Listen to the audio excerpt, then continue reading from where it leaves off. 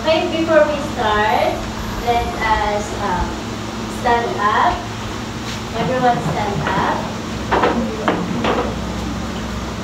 Okay, let's pray. What is our prayer position?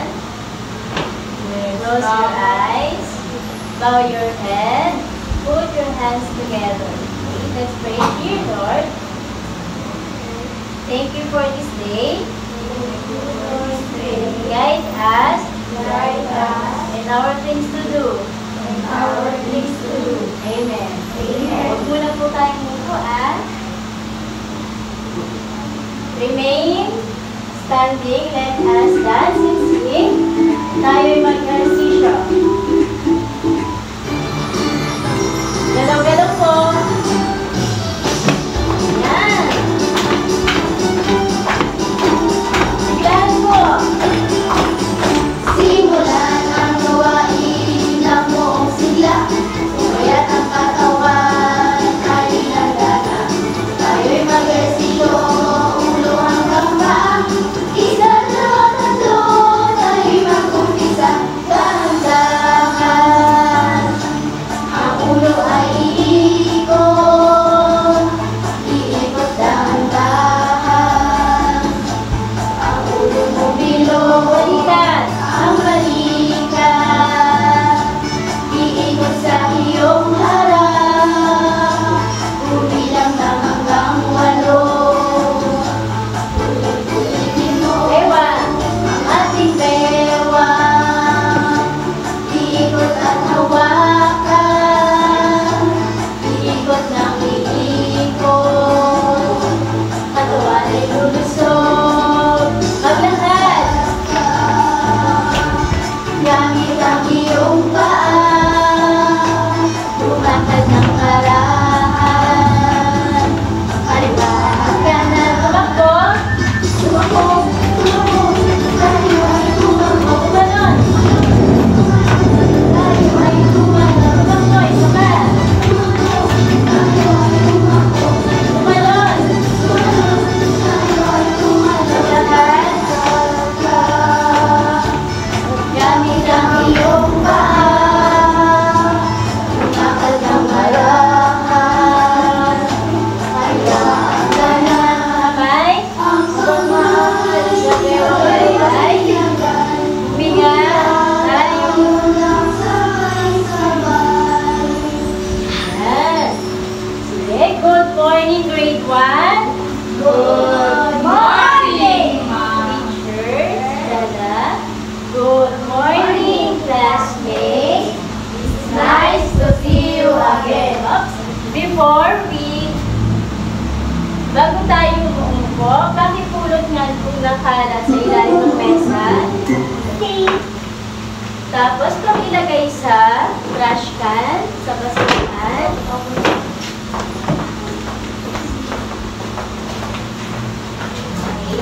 Maupo na po ang mga bata.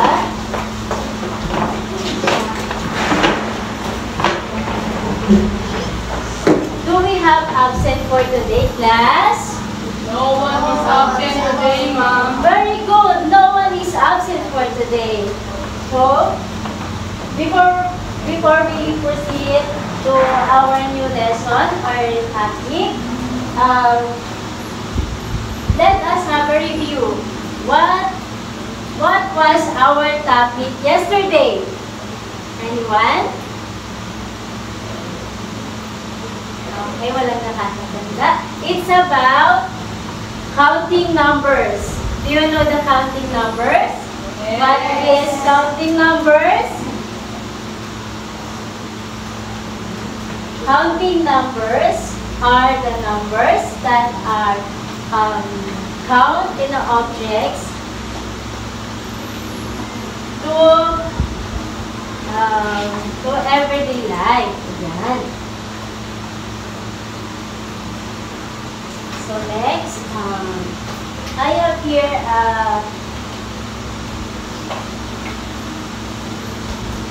a picture of a garden.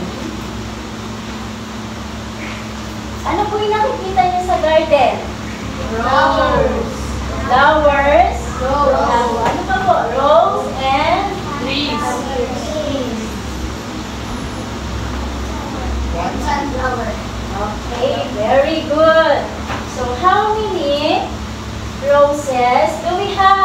Yes, na. 5. Taas, tumayo po. Ilan daw po? 5. 5. Very good. Next, who wants to answer? Raise your hand. Sige na. Tayo ka po. How many sunflowers do we have? 5. Very good. So, we have...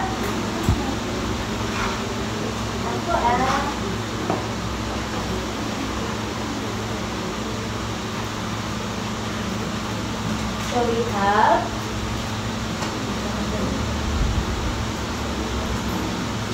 sunflower.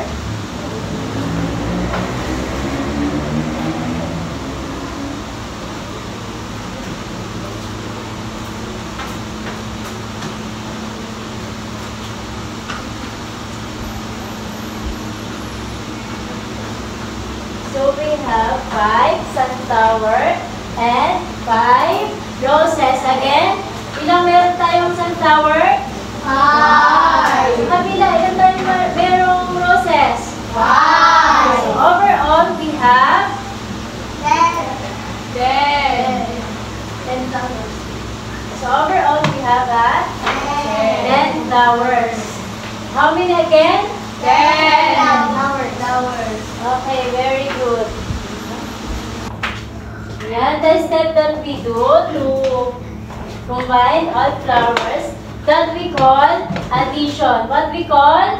Addition. Very good, it's addition. So addition daw po. What is addition? Anyone? Adding numbers. Okay, adding numbers daw po. Very good. So, addition daw po is basic math operation that involves combining the two or more numbers to get the total. Okay? Did you understand? Did you understand? Okay, what is the part of addition? So, ipapakita sa inyo ni teacher kung ano ba yung mga parts of addition.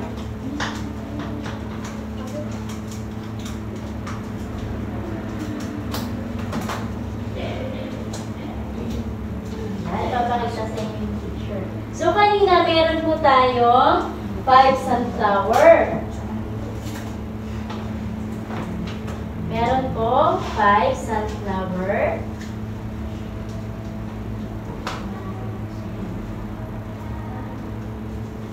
At 5 roses.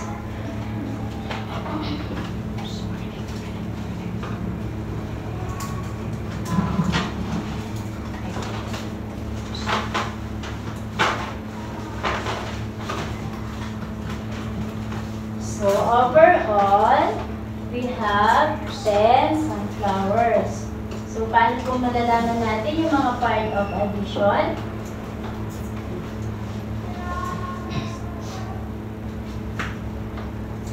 So, sa dalawang numbers daw po ito, ang tawag po sa kanila ay addends. Addends. Ano daw po tawag? Addends. Very good. So, ano naman daw po ang tawag dito sa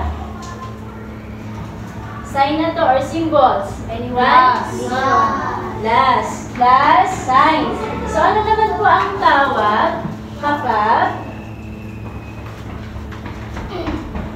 ang sagot na number 10 ay sum. Again? Sum. Ito po yung mga parts of addition.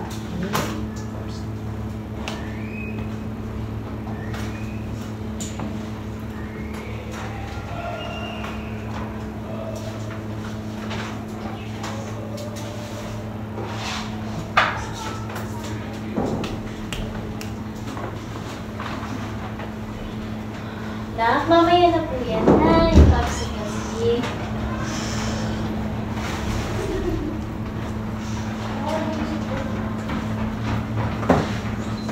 So, I have here 3 pictures of fruits. Picture dito. dito na tatlong picture ng fruits.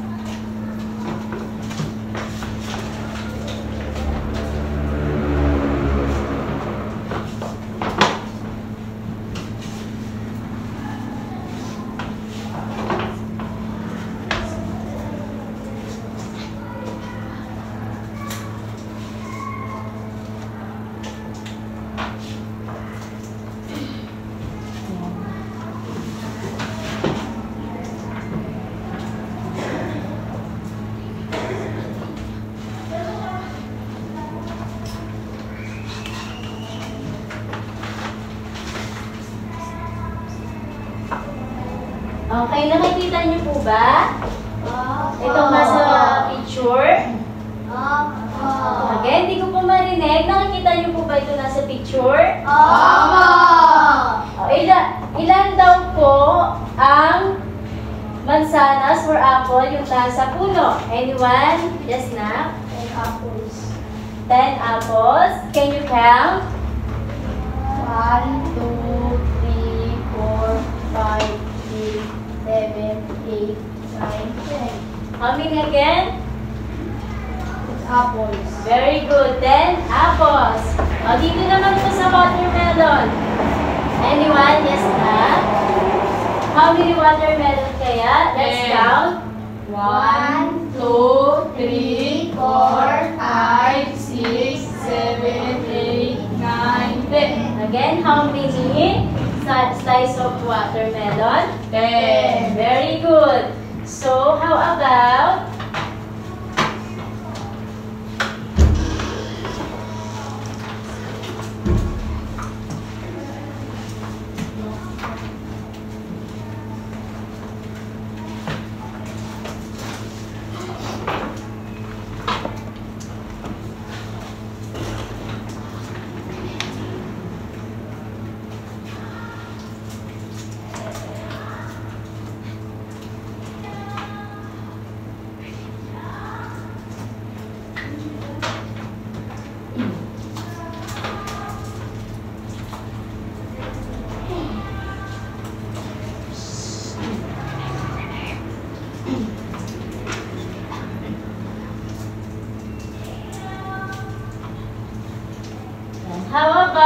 banana tree? How many?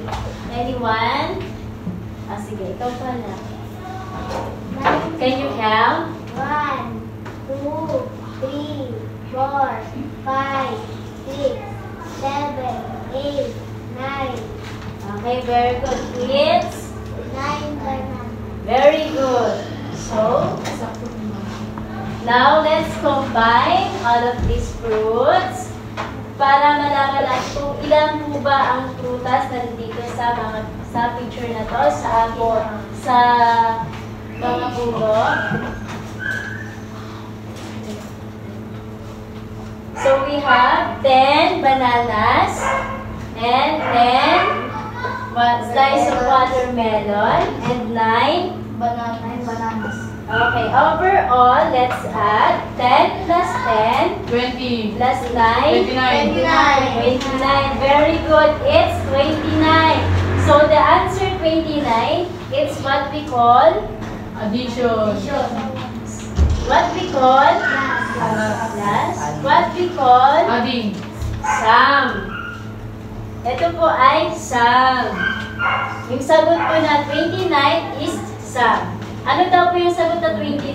Sum. Very good. Again, what is addition? Sum. What is addition? Adding. Adding. Number. Very good. Adding numbers. So, what are the parts of addition? Sum. Sum? Ano pa po? Yes na? Plus sign. Last sign, very good. Anyone? Sum and plus sign and addends. Yung kanina pinakita ni picture na may arrow, yun po yung addends. Yung may number na 5. Addends po yun. Did you understand? Yes. Okay. Nagdala po ba kayo ng popstick and stick na sinabi ni teacher? Opo. Pakikuha nga po.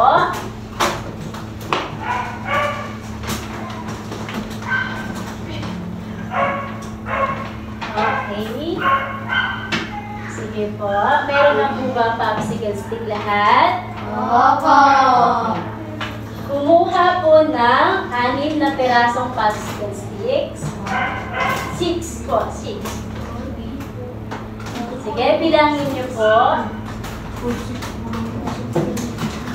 Meron na po ba ang 6 na popsicle sticks? Opo. Sige, taas nga po. Patingin si teacher. Sige, count niyo po. Sabay-sabay. 1, 2, 3, 4, 5, 6. Okay, add niyo po ng 5 sticks. Ay, popsicle sticks. 5. 11. Kapag si teacher, ipag-combine niyo po sila. Ilan po kaya ang... 11. 11. Okay, 11. Very good. So, ngayon, number 2. Kumuha po ng 7 popsicle stick. 7. Sige, count. Lakasan po. 4, 5, 6, 7. Okay, very good. Now, dagdagan niyo po ng 4. 11. 11. Ilan po lahat? 11. Very good. Last po, kumuha po ng 5 popsicle stick. Count all of them. 1, 3, 4, 5. dagdagan ko daw po ng 3. 2, 3. Ilan po lahat ng popsicle? Eight. Very good. So ngayon, meron pong activities na ipapagawa sa inyo si Teacher Stella. Group activity po. Ang gagawin niyo po, i-group po kayo ng 3. Sige, 3 group. Grupo ng Lapsus. 3 groups. Sige, 2 groups na lang po.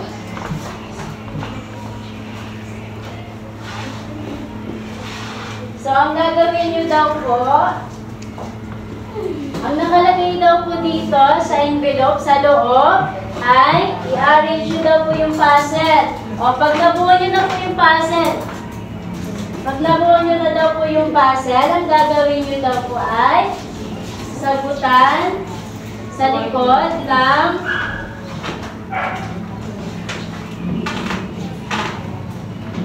po nung may nakalagay po doon sa likod na addition. So, isusolve niyo po yun. After that, ididikit niyo po sa board. Did you understand? Opo. Okay, let's see. Pick one. Sige po, you may start na po. Gawin po yung puzzle.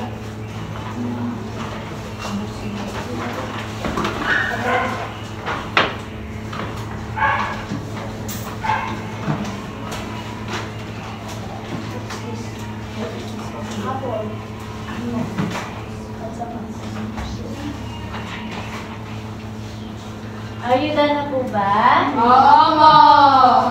Sige, pakidikit nga po sa board. Ma'am. Sige, I give you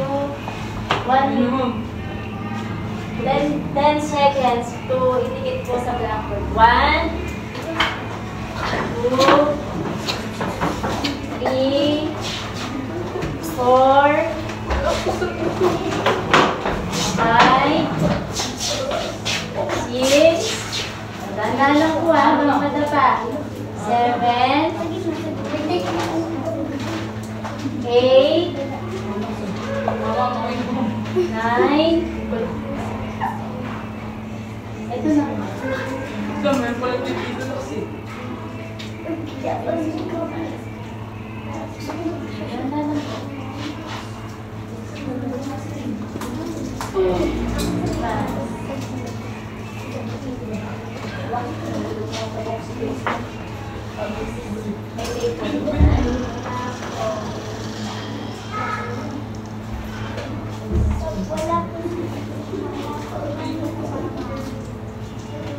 Nine. Ano ma'am?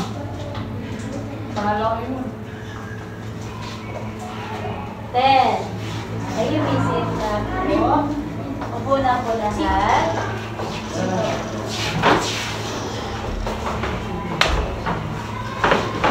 Okay, what is the answer of this? Group 1? Group 1? 15. Very good. So group 2? 5. Very good. So, get a pieces of paper and write this assignment for tomorrow.